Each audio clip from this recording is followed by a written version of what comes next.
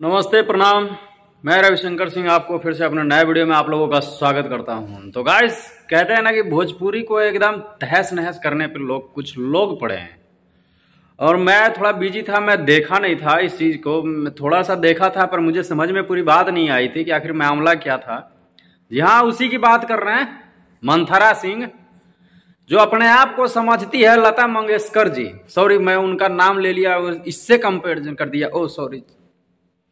वो अपने आप को पता नहीं क्या समझती है और कितना बड़ा हाई लेवल का वो सिंगर समझती है, ये मुझे नहीं समझ में आता है।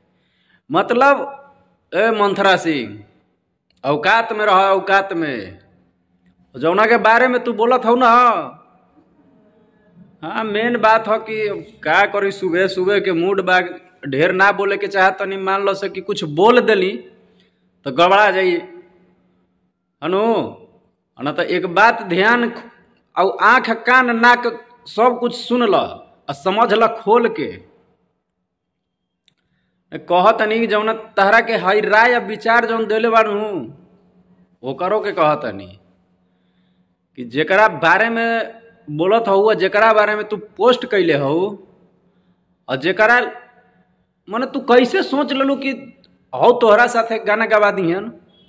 तहार नाम लेके मर्दे जौना लोग वीडियो बनावत हवन ना, ओहू बेवकूफे हवन कि तोहरा नाम के और ब्रांड बना देत हवन। पवन सिंह के चल्लू हो, पवन सिंह के, अरे ढेर औकात में रह, ढेर उछला मत, औकात में रह, अपन लेवल मत भूला कि हम का हई। 1000-2000 रुपया में गाना गावे वाली और चल्लू हो कुत्ता बिल्ली बनावे। अभी उनकरा के जिनकर नाम लेके लोग हिट होखेला और उनकर नाममा बढ़िया से ले ले तू ना, तो तोहरा के प्रमोट कर देती, हिट कर देती। ऐसे काहे हिट हो, तोहरा के हिट कर देती, जबरदस्ती हिट हो जैतू। आज पूरा इंडस्ट्रीज में, पूरा भोजपुरी इंडस्ट्री में तू देखत होखबू कि जौना जौना हौ बॉस के साथ दिले बा, और बॉस के हाथ जिनकरा ऊपर रखा गईल, बुझा वो बादशाह बन गई वहू इंडस्ट्री के, बुझलू। लेकिन तहरा के बात समझ में ना आई। और तहरा के काहे ना समझ में आई, काहे कि तहर सोचे छोट बा और तू बनत और ढेर एकदम बड़का सिंगर और बनावत और कुत्ता बिलाया हे। ढेर बोले के ना चाहत नहीं, लेकिन ढेर बोलवावा मत। कहे कि यह बात से हम जखनी देखनी अनु पोस्ट, पहले तो बतिया ना समझ में आई रहे, तनी काम में व्यस्त रही। अब राती में देखले रही, लेकिन हम रात ढेर रहे का बनाई या का बोली, मूड राते बहुत राते अगर वीडियो बनती रहे तो तहरा के मतलब तोहर औकात दिखा देती कि पवन सिंह का चीज है बना। पवन सिंह तोहर पोस्ट देखियन, तहरा के इतना हो गई कि तोहर पोस्ट पवन सिंह देखियन। और पवन सिंह का इतना चाहे वाला बनू, अतना उनकर फैन बा, अतना पवन सिंह के पावर उनकर फैन में दिखी। देखो पहला बेर बा, गलती बा, तनी मनी तहरा के इज्जत होखे तो माफी मांग ली हलाई बा के, तहर हो जाई उपाय। न तो जतना पवन सिंह के फैन बाड़न,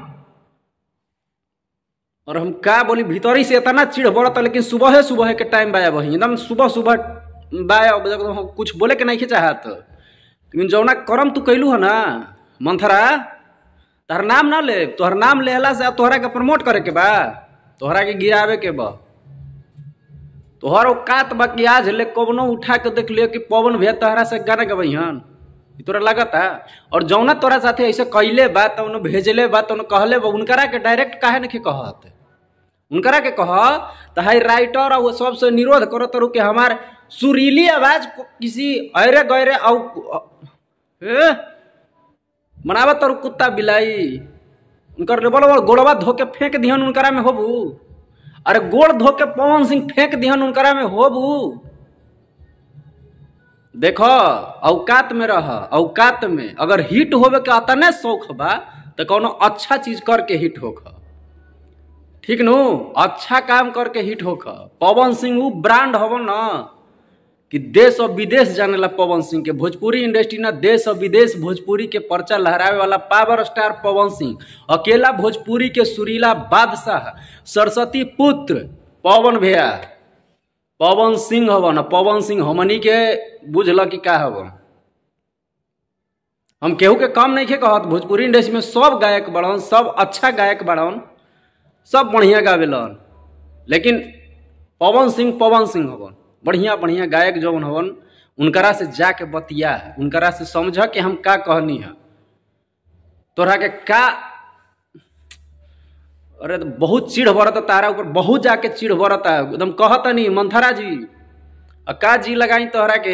हमू तो सोचत रहनी है कि जाए द, एगो गायक हवन, अश्लीले गावत हवन, कुछ गावत हवन, गावे द। तोहरे 32 GB रैम से का हमनी के मोबाइल चलत है। तहारा ढूंढिए में 32 GB रैम बा, वही रेमा से हमनी के मोबाइल चलता है।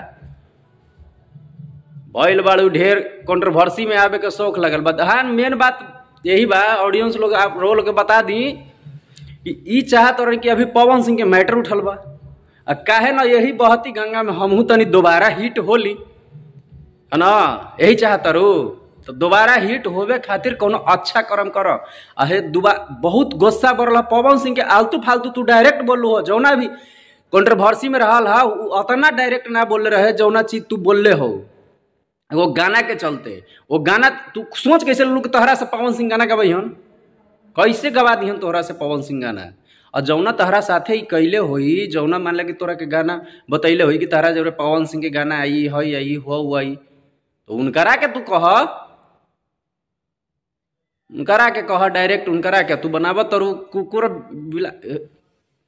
का मुंह एकदम बर्दाश्त से फालतू होकर रखल बा, बर्दाश्त से फालतू होकर बा। ढेर बोलब ना भाई एकदम गड़बड़ हो जाई, मुंह से अल बल निकल जाई। लेकिन खैर ना बोले के चाहता नहीं, इतने से समझ जा मंथरा, जाके कसहू करके लाए भाके कुछहू करके माफी मांग लो।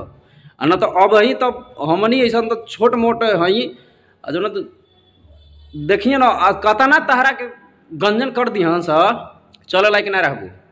बाकी हिट होवे के बाद तो कोनो अच्छा कर्म करके, अच्छा चीज करके हिट हो खा, ठीक नो। सुबह सुबह तारा रातिये ले रात में, लेकिन ढेर रात के देखले रही पोस्टवे, और रातवा में हम वीडियो ना बना पैनी, ये चलते कि थकर रही तनी कुछ काम ऐसा रहे। लेकिन यह से कहता नहीं हम सवेरवा है, और सवेरवा के चलते कुछ ना बोलत है। और न तो जौना तोहरा के जवाब तो ऐसा देती, लेकिन एक चलते आओ छोड़ तनी कि तनी पहला बार कहले वालू, लेकिन ढेर बड़गर बात कहले वालू। अब पवन सिंह के खिलाफ बोलले बड़ू, पवन सिंह के कह तो दिली कि पवन सिंह गोड़ धो के फेंक दिहन, ओकरो में ना हो, ओकरो में ना हो। तोहरा से बड़ बड़ सिंगर आके पीछे आके, तोहरा से पीछे आके सिंगर आज हिट हो गईली। शिवानी तहरा से कतना छोट बड़ी बा लेवल, शिवानी से बतियाई के। शिल्पी जी तोहरा से छोट बड़ी, तोहरा से पीछे आइल बड़ी, देखा तो आज हुनकर लेवल। अरे कुछ अच्छा कर, अच्छा करके हिट हो खा, बुरा करके हिट ना हो बल जाला। बुरा करके हिट होबू, कुछ ही दिन ले चलबू, फिर वही धरा धसा ही बा। आज 4 दिन तहर बात चली, के तहरा के पूछी, केहू नहीं के पूछी। अब पवन सिंह से चला तरुटा कर लेवे। चलिए ठीक बा भाई, आज के वीडियो में इतना ही है। ना तो ढेर बोलब न तो बोला जाई, सुबह सुबह राम राम के बेरा में गड़बड़ हो जाई। चलते आज के वीडियो में इतना ही। वीडियो कैसा लगा है कमेंट जरूर करब। इतने से समझ जा मंथरा सिंह, ठीक नो। हाँ तो बस आज के लिए इतना ही काफ़ी बा। अगला बार से ऐसा काम ना होए के चाहिए, न तो बुझ लो अगला बार क्या होई। पवन सिंह है, पावर स्टार पवन सिंह। तो ठीक है, फिर मिलते हैं नेक्स्ट वीडियो में। तब तक के लिए जय हिंद, जय भारत।